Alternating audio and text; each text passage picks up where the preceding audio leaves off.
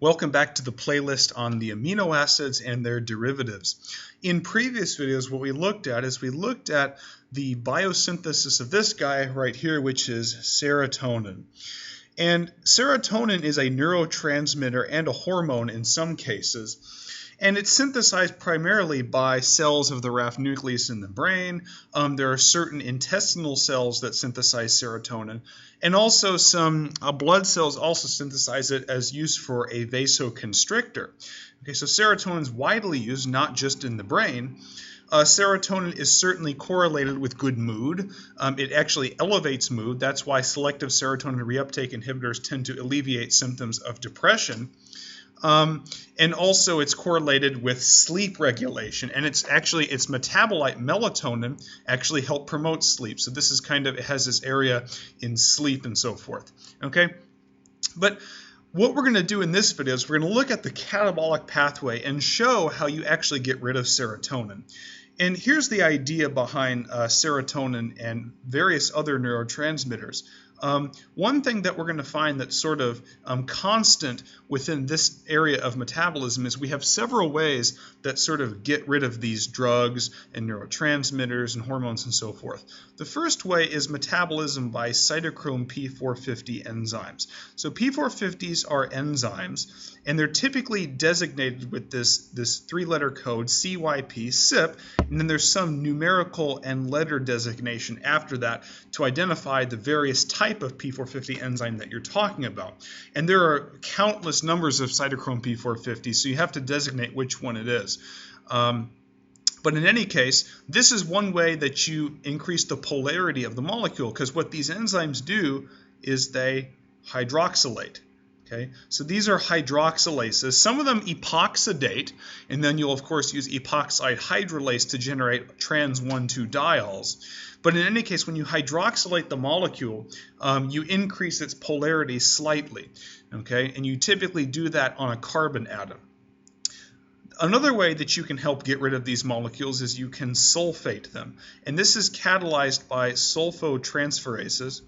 And sulfotransferases are molecules that use a molecule called PAPS, which is the universal sulfate donor. It stands for phosphoadenylyl phosphosulfate. This is the universal sulfate donor, and it transfers sulfates onto different molecules, particularly the hydroxyl group of molecules. So what you'll typically find is if there isn't already a hydroxyl group on the molecule, a P450 enzyme will hydroxylate it, and then the sulfate is therefore attached to that hydroxyl group. And sulfotransferases get another designation very similar to the CYP for P450s. You typically say SULT for sulfotransferase, and there's various ones of them, and you designate it using a letter and numerical code. Okay. The last primary way that you get rid of these things is through glucuronidation. So these are catalyzed by glucuronyl transferases. Okay. And they're going to transfer glucuronyl residues, which are basically carbohydrate residues, onto a molecule also on usually hydroxyl groups, which means they're going to require a pre-existing hydroxyl group or P450 catalyzed hydroxylation. And they're going to use something called UDP glucuronide as the glucuronide donor. Okay, so UDP glucuronide is an activated glucuronide residue, and you simply attach it onto a molecule. Now these three things right here, these serve to do one primary thing, and that's increase the polarity of the molecule. Another way of saying that is it increases the water solubility. And increasing the water solubility serves a very important function. It aids in excretion of these molecules by the kidneys. And what we're going to find is that these neurotransmitters and hormones and so forth, there's no capacity to catabolize them down for energy. So what we're going to do is take a different strategy. We're going to do these various actions on these.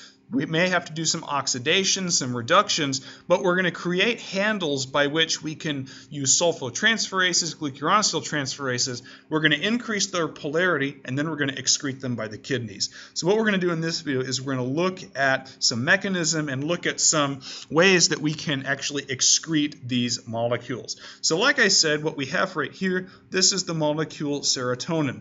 Now what we're going to do first is we're going to look at how serotonin gets sulfated. And specifically, it's going to get sulfated at this position right here on this particular hydroxyl group. This oxygen is effectively going to receive a sulfate. And like we said, the universal sulfate donor is phosphoadenylyl phosphosulfate, or PAPS. Okay? So here's what's going to happen.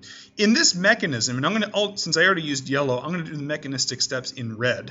Okay? In any case, the sulfate oxygen here that has a negative charge and a lone pair is going to do a proton transfer on this proton. And that's going to initiate a nucleophilic attack of these electrons on the sulfur atom of the sulfate, and that's going to generate something called a trigonal bipyramidal intermediate. Now, effectively, what we're going to see is something homologous to a nucleophilic acyl substitution that you would have seen in probably Organic Chemistry 2 in undergraduate degree. But here's the problem with saying that it's a nucleophilic acyl substitution. It's not a simple acyl group because we have a sulfate, and if you had like ATP or something, it'd be a phosphate. And the other problem with saying that is that in nucleophilic acyl substitutions that are classical, what ended up happening was you started out with a molecule that was a trigonal planar complex. And when you did the nucleophilic acyl substitution, you got something called a tetrahedral intermediate. If you've taken undergraduate biochem, you're probably used to hearing about tetrahedral intermediates. But here's the thing about sulfate that's really important, is that this particular functional group right here, the sulfate, is already tetrahedral. So what we're going to do is we're going to do the nucleophilic attack on the sulfur, and we're going to go up essentially one hybridization state or one electron domain geometry, and we're going to get this guy, and this guy is called a trigonal. This is a trigonal bipyramidal intermediate. Okay, because the sulfate was already in tetrahedral geometry, when we do the nucleophilic attack, we're going to get a trigonal bipyramidal intermediate. And this reaction whereby the serotonin hydroxyl group attacks the sulfate, this is catalyzed by a sulfotransferase, and specifically it's sulfotransferase 1A3. So with sulfotransferases, there are many things called isozymes. And these are basically slightly different structures for the enzyme that does the same reaction, but they have various specificities. For example, there are some molecules that Salt 1A3 would not like to react with, and some that it would have more specificity for. It turns out that Salt 1A2 and 1A1 don't have as much specificity for serotonin. The main one that transfers the sulfate to serotonin is going to be sulfotransferase 1A3. But in any case, the trigonal bipyramidal intermediate is going to collapse. And if there wasn't a leaving group, what we would end up with is heptavalent sulfur, and that's not really possible. So there has to be a leaving group, and it turns out that the leaving group is this guy right here, and this guy is 3', 5' adenosine diphosphate. The reason it's called that is, if I can circle this part right here, this part is the adenosine ring. This is the adenosine ring.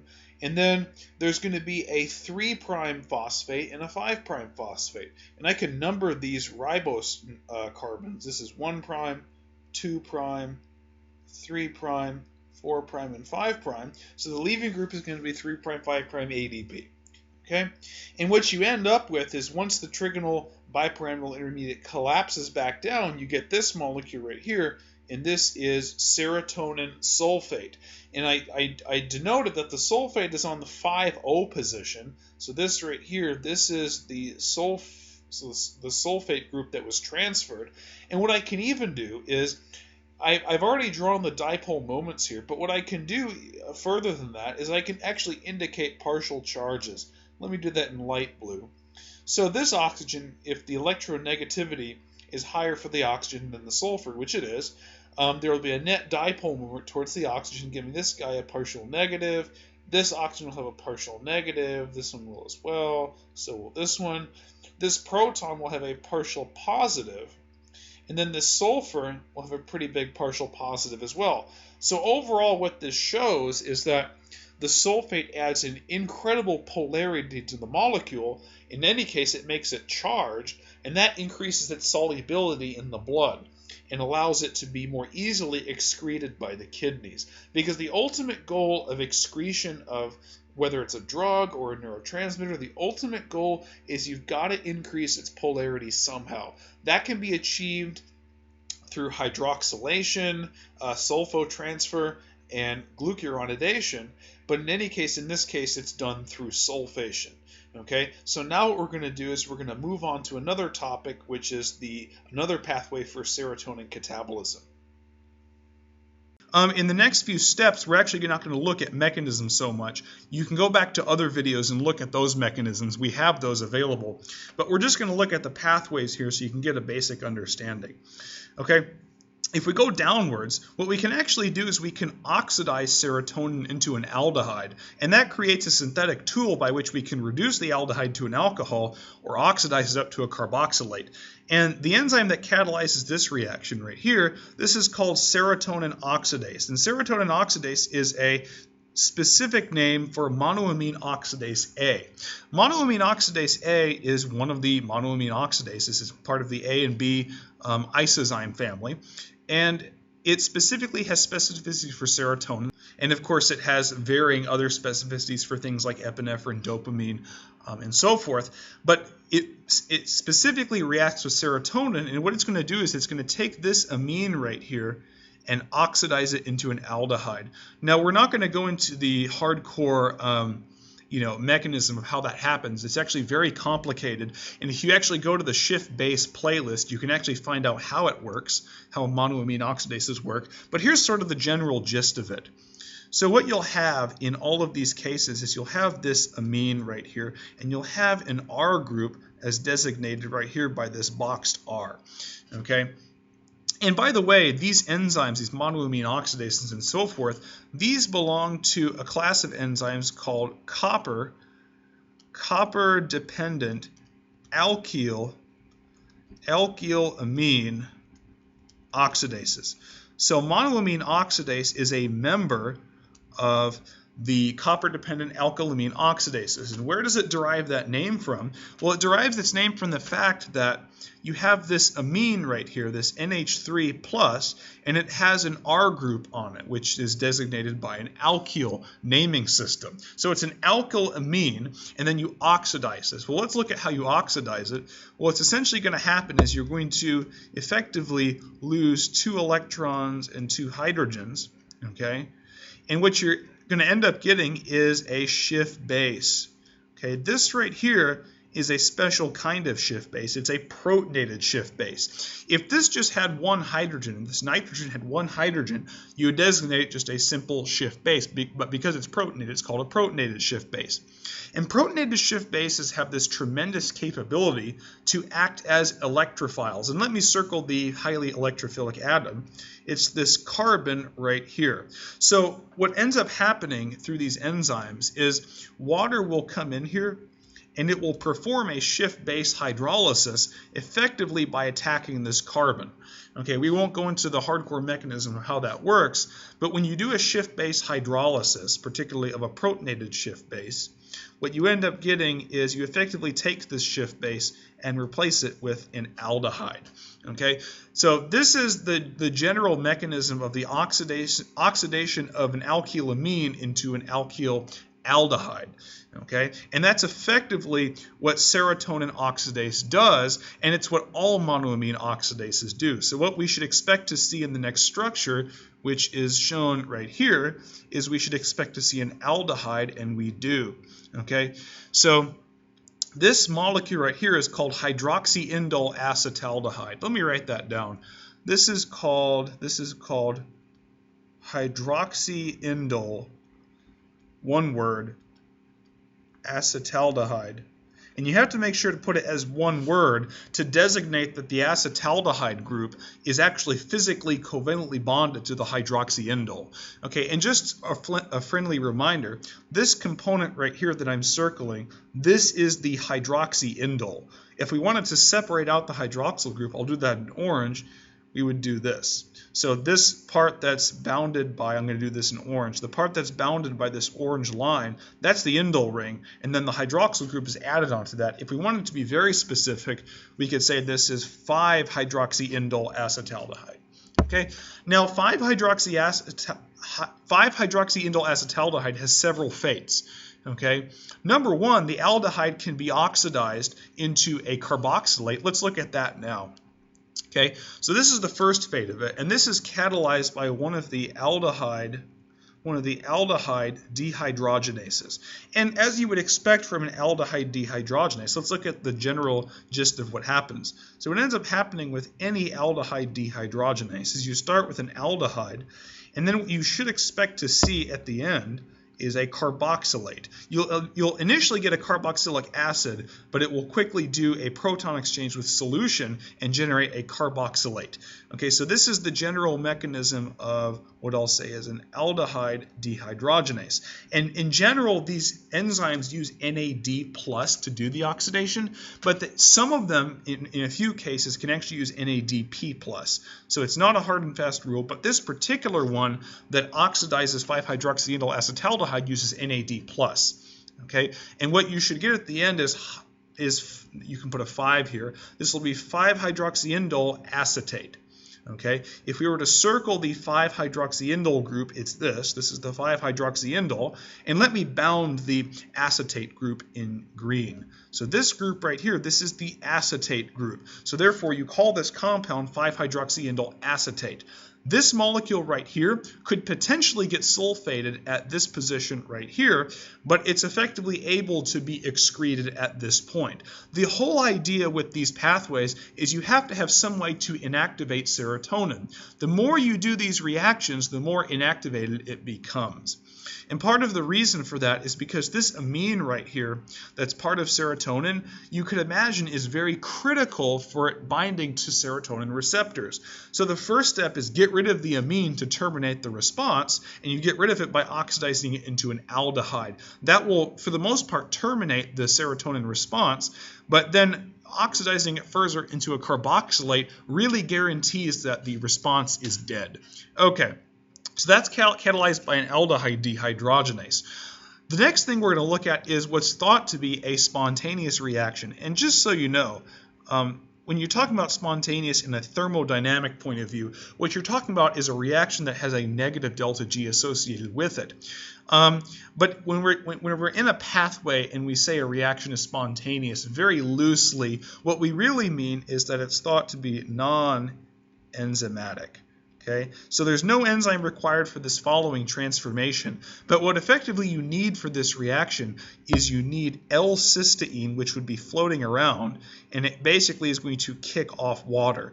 And in a later video, we'll actually look at the mechanism of how this happens, but effectively what you can see here is you can actually see the cysteine residue that sticks off here. Okay, it's going to form a thioether bond and a secondary amine. And the product that you get is this molecule called, we can put a 5 here, this is 5-hydroxyindyl thiazolidine carboxylate. And this also has a pretty high polarity and can be excreted as well. But this reaction is thought to occur non-enzymatically, and so we designate it as spontaneous. Okay. Now what we're going to do is we're going to look at one of the final transformations that we can do. We can actually take this aldehyde right here that's on 5-hydroxyindyl acetaldehyde and we can reduce it. Okay? And this particular reduction, like most of these reductions, is going to require something called NADPH. So this is going to be an NADPH dependent reaction. And out of it, you'll of course get NADP+.